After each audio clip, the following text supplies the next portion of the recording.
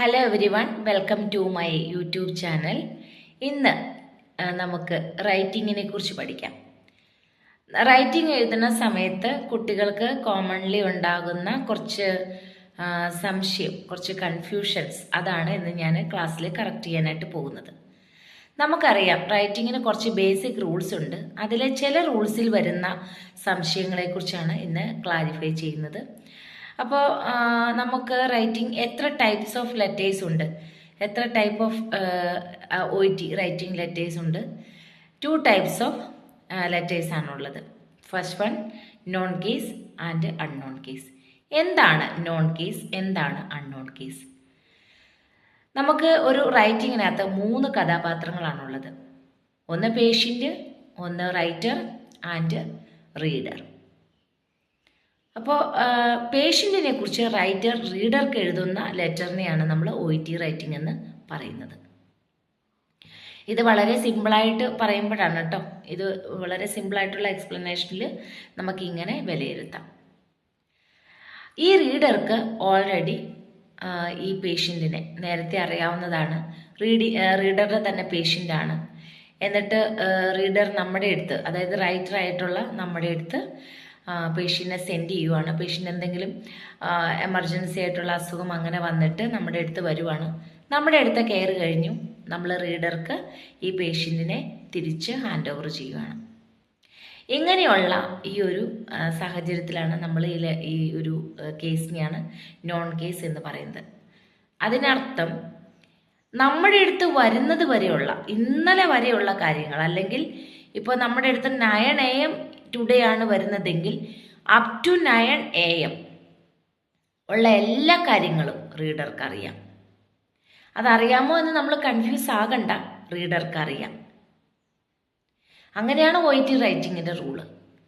ചില കുട്ടികൾ ധരിച്ചു വെച്ചിരിക്കുന്നത് സോഷ്യൽ ഹിസ്റ്ററി, മെഡിക്കൽ ഹിസ്റ്ററി മാത്രം അവോയ്ഡ് ചെയ്തിട്ട് എഴുതുന്നതാണ് നോൺ കേസ് എന്നുള്ളതാണ്. അല്ല, ഇന്ന് നമ്മുടെ കയ്യിൽ നമ്മുടെ റൈറ്ററായിട്ടുള്ള നമുക്കൊരു ഡെസിഗ്നേഷൻ അവരതിൽ തന്നിട്ടുണ്ടാകാം. ചിലപ്പോൾ അവർ പറയുന്നത് you are A district nurse, you are A community health nurse എന്ന് പറഞ്ഞിട്ടായിരിക്കും നമ്മളെ തരുന്നത്. അപ്പോൾ ആ യു ആരെയാണ് റെപ്രസെൻ്റ് ചെയ്യുന്നത്? ആ യു റെപ്രസെൻ്റ് ചെയ്യുന്നത് റൈറ്ററിനെയാണ്, അതായത് ലെറ്റർ എഴുതുന്ന ആളെയാണ്. ഇവിടെ ആരാണ് ലെറ്റർ എഴുതുന്നത്? നമ്മളാണ്, സ്റ്റുഡൻ്റാണ് ലെറ്റർ അയക്കുന്നത്. അപ്പോൾ നമ്മുടെ കയ്യിൽ പേഷ്യൻ്റ് റിസീവ് ആകുന്നത് വരെ പേഷ്യൻ്റ് നടന്നിട്ടുള്ള സർജറി, ഹോസ്പിറ്റൽ അഡ്മിഷൻ, സകല കാര്യങ്ങളും നോൺ ആണ് റീഡർക്ക്. അപ്പോൾ നമ്മൾ റീഡർക്ക് ലെറ്റർ എഴുതുമ്പോൾ നമ്മുടെ ഭാഗത്തുള്ള കാര്യങ്ങൾ മാത്രം നമ്മൾ ചെയ്താൽ മതി. നമുക്ക് എപ്പോൾ പേഷ്യൻ്റ് റിസീവ് ചെയ്തു, അപ്പോൾ തൊട്ട് നമ്മൾ എന്തെല്ലാം കൊടുത്തു, അതാണ് നമ്മൾ നോൺ കേസിനകത്ത് ഉൾപ്പെടുത്തുന്നത്. അപ്പോൾ നമ്മുടെ റൈറ്റിംഗ് ടാസ്കിനകത്ത് കാണാം, കുട്ടികൾക്ക് ഇതാണ് കൺഫ്യൂഷൻ വരുന്നത്. Recent medical and social history എഴുതാൻ പറഞ്ഞു കൊടുത്തിട്ടുണ്ടാവും, അല്ലെങ്കിൽ റീസെന്റ് ഹിസ്റ്ററി എഴുതാൻ പറഞ്ഞായിരിക്കും കൊടുത്തിരിക്കുന്നത്. അതിനർത്ഥം അതാണ് റീസെന്റ് ആയിട്ടുള്ള കാര്യം. ആ റീസെന്റ് ആണ് ഇന്നലെ വരെ പേഷ്യൻ്റ് അഡ്മിറ്റ് ആയിരുന്നു, ഡിസ്ചാർജ് ആയി, പേഷ്യൻ്റ് ഓക്കെ ആയി, പേഷ്യൻ്റ് വീട്ടിൽ പോയി, പേഷ്യൻറ്റിനെ നമ്മൾക്ക് ഹാൻഡ് ഓവർ തരുവാണ്. എന്തിനാണ്? ചിലപ്പോൾ ഹോം വിസിറ്റ് ആയിരിക്കും, വീട്ടിൽ പോയി കണ്ട് ഡ്രസ്സിങ് ചെയ്യാനോ അങ്ങനെയുള്ള മാനേജ്മെൻ്റ് ആയിരിക്കും. അപ്പോൾ നമ്മൾ പേഷ്യൻ്റെ ഹാൻഡ് ഓവർ എടുത്ത് പേഷ്യൻ്റെ കെയർ സ്റ്റാർട്ട് ചെയ്യുന്നതിനും വരെയുള്ള കാര്യങ്ങൾ, സോഷ്യൽ മെഡിക്കൽ ഹിസ്റ്ററി പഴയ കാര്യങ്ങൾ മാത്രമല്ല, ഇൻക്ലൂഡിങ് ദാറ്റ് അഡ്മിഷൻ, അതും റീഡർക്ക് ഓൾറെഡി നോൺ ആണ്. നമ്മൾ ചെയ്യുന്ന കാര്യങ്ങൾ മാത്രം നമ്മൾ റീഡറെ അറിയിച്ചാൽ മതി. ഇനിയുള്ള അടുത്ത ഡൗട്ട് നമുക്കറിയാം, 23 to 25 lines is equal to 180 to 200 body paragraph. ഇതാണ് നമ്മൾ എഴുതേണ്ടത്. അപ്പോൾ കുട്ടികൾക്ക് വരുന്ന സംശയം, നോൺ കേസ് എഴുതുമ്പോൾ അത്രയും വേർഡ് കൗണ്ട് ഇല്ല എന്നുള്ളതാണ്.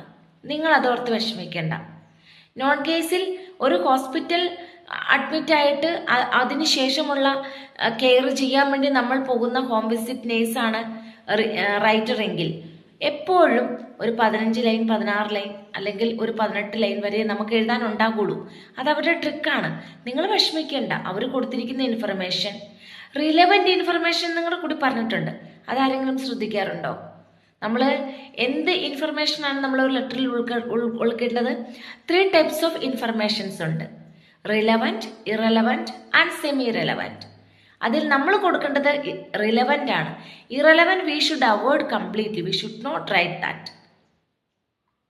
അപ്പോൾ we should include only relevant. Sometimes we can include semi relevant information also. എപ്പോഴാണ് ഈ ഒരു 23 to 25 ലൈൻസിനകത്ത് വരുന്നില്ല, നമ്മുടെ ലെറ്റർ ഒത്തിരി ഷോർട്ട് ആണെങ്കിൽ definitely you can include semi relevant information, but not much. അപ്പോഴും വേർഡ് കൗണ്ടിനെ കുറിച്ച് ശ്രദ്ധിക്കണം. പക്ഷേ നോൺ കേസ് ആണെങ്കിൽ അവർ പർപ്പസ്ഫുള്ളിയാണ് വേർഡ് കൗണ്ട് കുറയ്ക്കുന്നത്.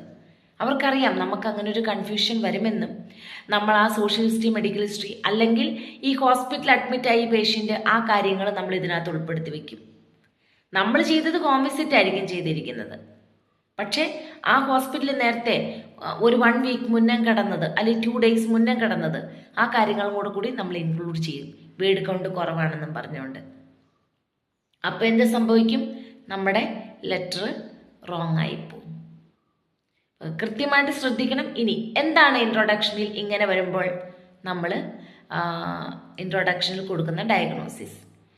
പേഷ്യൻ്റ് ഹോസ്പിറ്റലിൽ അഡ്മിറ്റ് ആയത് ചിലപ്പം ഒരു സർജറി ആയിരിക്കും, ലെഗ് സർജറി, അല്ലെങ്കിൽ എന്തെങ്കിലും ഒരു സർജറി ആയിരിക്കാം, അല്ലെങ്കിൽ എന്തെങ്കിലും ഒരു വൂണ്ട്, അൾസർ, അങ്ങനെ എന്തെങ്കിലും ആയിരിക്കാം. പക്ഷെ അതല്ല നമ്മൾ കൊടുക്കേണ്ടത്. അത് ഓൾറെഡി ഡോക്ടർക്ക് അറിയാം, നോൺ കേസാണ്, റീഡർക്ക് അറിയാം അത് ഓൾറെഡി. നമ്മൾ കൊടുക്കേണ്ടത് എന്താണ്? നമ്മൾ ഹോം വിസിറ്റ് നടത്തിയപ്പോൾ അല്ലെങ്കിൽ നമ്മുടെ കെയർ എന്താണോ, ചിലപ്പോൾ പേഷ്യൻ്റ് നമ്മുടെ ഹോസ്പിറ്റലിൽ വീണ്ടും നമ്മൾ വർക്ക് ചെയ്യുന്ന ഹോസ്പിറ്റലിൽ വന്ന് ഡെയിലി നമ്മളെ കണ്ട് ട്രീറ്റ്മെൻറ്റ് എടുത്തിട്ട് പോവുമായിരിക്കും. അപ്പോൾ നമ്മുടെ കെയറിൽ വരുന്ന സമയത്ത് പേഷ്യൻ്റ് എന്താണോ ഡിസീസ് കണ്ടീഷൻ ഉള്ളത്, മേ ബി അതൊരു ഡിപ്രഷൻ ആകാം, ലോ മൂഡ് ആകാം, ആൾട്ടേർഡ് മെൻ്റൽ സ്റ്റാറ്റസ് ആകാം, ചിലപ്പോൾ എന്തെങ്കിലും വേറെ സിംറ്റംസ്, ഫീവർ, അങ്ങനെ എന്തെങ്കിലും ആകാം, എന്ത് തന്നെയും ആയിക്കോട്ടെ, അതാണ് റീസെൻ്റ് ഹിസ്റ്ററി എന്ന് പറഞ്ഞിരിക്കുന്നത്. നമ്മുടെ അടുത്ത് വന്നപ്പോഴുള്ള ഡിസീസ് കണ്ടീഷനും ഒരു പർപ്പസും നമ്മൾ ഇൻട്രൊഡക്ഷനിൽ കൊടുക്കുക. നമ്മളെപ്പോൾ തൊട്ട് കെയർ സ്റ്റാർട്ട് ചെയ്തോ, അതിന്ന് രാവിലെയാണോ അല്ലെങ്കിൽ 2 days ബാക്ക് ആണോ, ആ കാര്യങ്ങൾ മാത്രം കൊടുത്ത് നമ്മൾ ഈ നോൺ കേസ് എഴുതുക. വേർഡ് കണ്ട് കുറഞ്ഞോട്ടെ, കുഴപ്പമില്ല. അപ്പോൾ റീസെൻ്റ് ഹിസ്റ്ററി എന്ന് പറഞ്ഞ് ചോദിച്ച് നോൺ കേസ് വന്നാൽ ഒരു അഡ്മിഷനെ കുറിച്ചും പറയുന്നുണ്ട്, ഒരു ഹോം വിസിറ്റ് നമ്മളാണ് നടത്തുന്നത് അതിനെക്കുറിച്ചും പറഞ്ഞിട്ടുണ്ടെങ്കിൽ നമ്മുടെ കാര്യം മാത്രം എഴുതുക. എങ്ങനെയാണ് ഈ ഒരു സാഹചര്യം നിങ്ങൾ മെയിൻറ്റെയിൻ ചെയ്യേണ്ടത്, ഇങ്ങനെയാണ് ഇങ്ങനെ ഒരു ലെറ്റർ വരുമ്പോൾ എഴുതേണ്ടതെന്നുള്ള മനസ്സിലായിട്ടുണ്ടാവുമല്ലോ. അപ്പോൾ നാളെ കഴിഞ്ഞ് നിങ്ങളുടെ എക്സാമാണ്, നോൺ കേസാണ് വരുന്നതെങ്കിൽ, ഇങ്ങനെ ഒരു ലെറ്ററാണ് വരുന്നതെങ്കിൽ ഉറപ്പായും ഇങ്ങനെ ഇത് നിങ്ങൾ കൃത്യമായിട്ട് നോട്ട് ചെയ്ത് എഴുതുക. അപ്പോൾ ഈ ഒരു ക്ലാസ് നിങ്ങൾക്ക് യൂസ്ഫുൾ ആണെന്ന് വിചാരിക്കുന്നു. അപ്പോൾ thank you so much. Next ക്ലാസ്സിൽ കാണാം.